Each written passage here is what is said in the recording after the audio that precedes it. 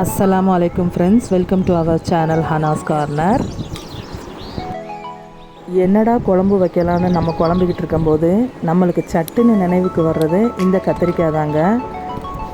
அதுவும் நம்மளே விதைச்சி வளர்ந்த செடியிலேருந்து நம்ம அந்த அறுவடை எடுக்கும்போது நம்ம ஏதோ ரொம்ப பெரிய விஷயத்தை சாதித்த மாதிரி ஒரு ஃபீல் கிடைக்குங்க.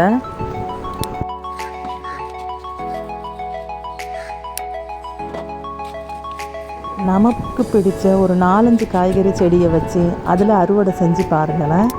அதில் கிடைக்கிற சந்தோஷம் வேறு எதுலேயும் கிடைக்காது ஃப்ரெண்ட்ஸ். சட்டுன்னு ஒரு சாம்பாரோ காரக்குழம்போ மீன் குழம்புலையோ காய்கறி போடுறதுக்கு நமக்கு ஒரு 4 கத்திரிக்காய் வெண்டைக்காய் இருந்தால் ரொம்ப உதவியாக இருக்கும்.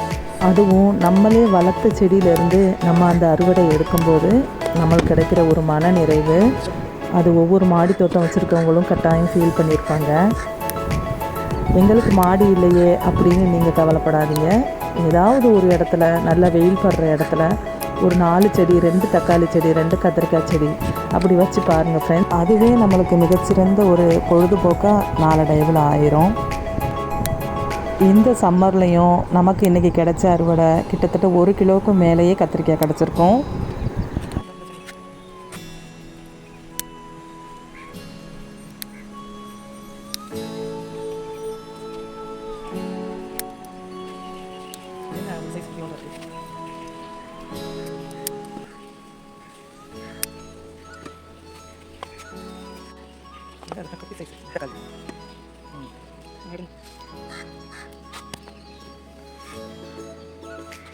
ஸ்டெம் கட்டிங் மூலமாக வச்ச ரோஸ் செடியில் பூத்திருக்க ஃபஸ்ட்டு ரோஸ்.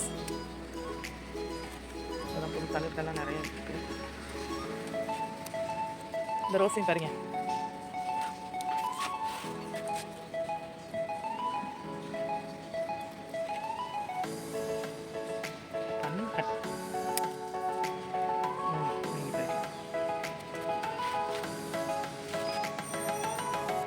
இன்றைய நம் தோட்டத்து அறுவடை.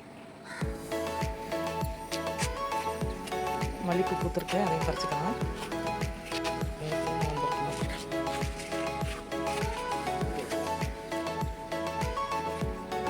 இந்த வீடியோ உங்களுக்கு பிடிச்சிருந்தா ப்ளீஸ் லைக் பண்ணுங்கள், ஷேர் பண்ணுங்கள், சப்ஸ்கிரைப் பண்ணுங்கள்.